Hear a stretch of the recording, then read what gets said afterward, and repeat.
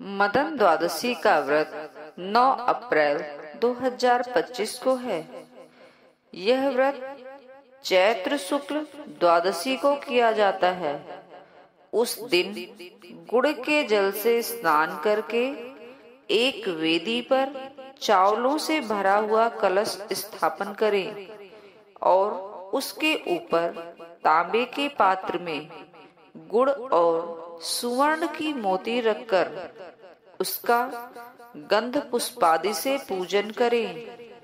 साथ ही विभिन्न प्रकार के फल पुष्पादि नैवेद्य अर्पण कर उनमें से एक फल का सेवन करें।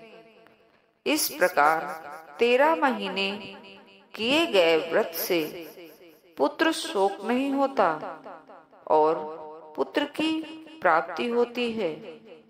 जय विष्णु भगवान।